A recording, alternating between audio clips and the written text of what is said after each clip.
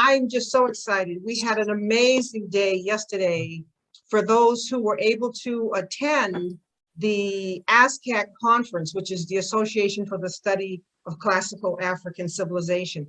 But for the purposes of the recording, I begin by saying Yem Hotep and welcome to Building the Lighted Temple Wisdom Service.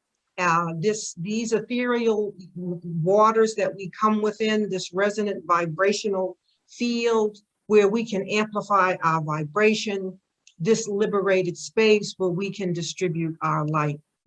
Sister MAAFA, are you ready? Yes, I am. Okay, so then here you are. All right, Okay. You're looking lovely. Okay, so you know, Sister MAAFA, I was delighted to that you were able to attend the ASCAC conference, and for your email that said, "Oh, we got to get on this right away," because you'll tell people in a moment the time sensitiveness of this presentation and how much it seamlessly dovetailed with the conference yesterday. And, you know, we are delighted, MAAFA, that you are a member of the Building the Lighted Temple Wisdom Service. And again, everyone is a potential guest speaker here. So MAAFA, I got your email. I'll just let you speak and tell us what you would like us to know. Okay, Hotep family and Dr. Nteri, thank you for the opportunity you've offered me to speak about the topic of African and African American cemeteries that are being desecrated. I appreciate, you know, the opportunity. And I listened to Dr. Jeffrey's wife, Rosalind Jeffrey, spoke. Yes. And she spoke on the African burial ground in New York. And it was amazing about some of the symbols that are there. She gave the history of the symbols. She pointed out where a part of it showed the pyramid, a triangle, and it was a phenomenal presentation. So I emailed Dr. Nteri and asked if she could please get in touch with her, because I'm a member of the Bethesda African Cemetery Coalition in Bethesda, Maryland. I live in Washington, D.C., but Bethesda is only about 20 minutes away. And I'll tell you how I became a member. I was going to the bank and I saw about 10 or 12 people on the sidewalk protesting. And I said, well, what are you protesting about? And they talked about how the Moses Cemetery in Bethesda, Maryland is being desecrated. The African and African American grave site is being paved over, and a storage company is going to be placed on top of the grave. So they were rallying about that. So I said, well, I'd like to get some more information. So they invited me to their weekly meetings every Friday, and that was a year ago. So I've been a member for the last year, and it's been amazing what's been happening with the cemetery, and us winding up with a lawsuit against Montgomery County, Maryland. So I'll just, you know, try to break it down as easy as possible. Anyway, the group is called the Bethesda African Cemetery Coalition, and it was founded by Reverend Segun and his wife, who were members of the Macedonia Baptist Church in Bethesda. And they had a cemetery called the Moses Cemetery. And that's the cemetery that I discussed as being paved over and desecrated. And unfortunately, they even found some remnants of people's bodies. And they put them in burlap bags and threw them away. We have pictures of that. There's a video about that. At any rate, we would have rallies every Wednesday in front of the cemetery that's being paved over. And after a while, people just started honking the horns. When we were rallying, people would ride by and honk the horns and give us the thumbs up about they appreciate what we're doing to try to stop the desecration of the Moses Cemetery. And it's just led to more and more growth. More and more people are getting involved. We've now partnered with Reverend Barber of the Poor People's Campaign. He is with us now. We had a conference about 2 months ago. We had drummers. We're bringing in African culture with our discussions, and that's so important because the drums are the heartbeat of Africa. I'll talk about the conference in a little while. But at any rate, we got a lawyer, Steve Lieberman, to represent us to stop. Okay, getting back, it's just so much. A part of the cemetery is paved over, and an apartment building was put on that lot, and it's called the West Bars Towers. And next to it is some land, and we got archaeologists to find out that there are some burial grounds. There's a burial ground there. There are some bodies there. So we got our lawyer, and we found out that they're going to try to sell that parcel of land to a company called Venture Services, Charger Venture. They're trying to sell that for $50 million. Okay, they want to pave it over, and we're not sure what they want to use it for. So we got a lawyer, Steve Lieberman, and we filed a lawsuit against Montgomery County.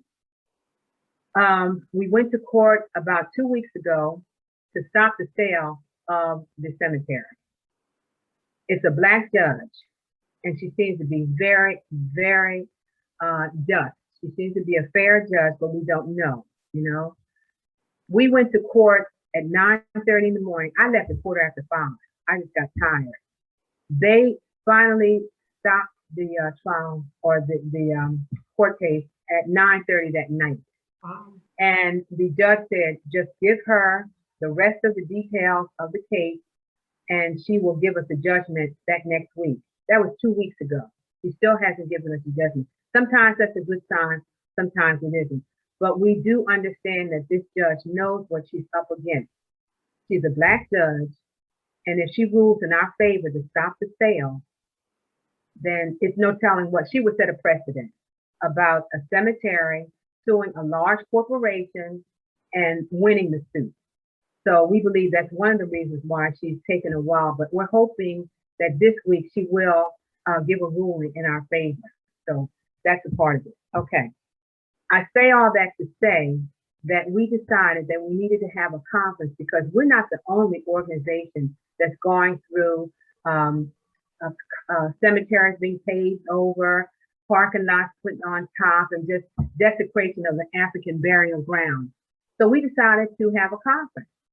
And the conference is called the International Conference on Stolen Black Land, Desecrated Sacred Burial Grounds, and Healing from MAAFA, which is a term for the African Holocaust. So the conference is going to be held on Saturday, October 30th. We just have 2 weeks. And it's going to involve us introducing the fact that there are too many African and African American cemeteries that are being paved over, desecrated, eliminated, abandoned all over the nation. So we're going to try to make this a national conference and an international conference to bring light to what's happened to cemeteries. So we're going to make it a cultural conference, in that we're going to start with the drum call. The drums, as you know, the drums are central to life in Africa. But the drum call is going to be used to bring the community together. We're going to start with that. We'll have a libation after that. We also were contacted by some Native Americans. They want to be a part also. So we're going to bring them in, and we're going to have some panel discussions about different dealings with African cemeteries. But after the libation, a young lady, Ayo Handy Kendi, is going to do she's going to do a meditation session. And what's going to be involved in her session is she wants to first give honor. Of course, this conference is to honor our ancestors, but she's going to focus on asking for forgiveness from our ancestors for what has happened to them, the graves being desecrated. She's going to focus on that. Then she's going to have a meditation where we can all be on the same page as far as the purpose of the conference. After that, a Native American is going to give a libation in their own way. Then we're going to have a solo by our own Sandra Bell. Nora is going to do a solo dealing with healing, because we also want to bring that into the conference also. We all need to heal. We haven't healed from MAAFA. We haven't healed from the African Holocaust. We have to look at our young folks also. And that's another subject, them not loving themselves enough, not knowing their history. So we're going to bring in the fact that we need to heal. Then we're going to have different speakers, and we're going to have panelists to discuss different topics. One is going to be about the youth. Another is going to be ways that we can stop what's happening to the African cemetery. So we're still in the process of completing that. By the end of next week, we want to be able to send out the Zoom number to let people know how they can get in contact with us to join in on the conference. We've already sent out letters to quite a few cemeteries asking them to come, as well as to give information about the cemetery so that we can have a database of African cemeteries. So I'm trying to make sure I cover everything.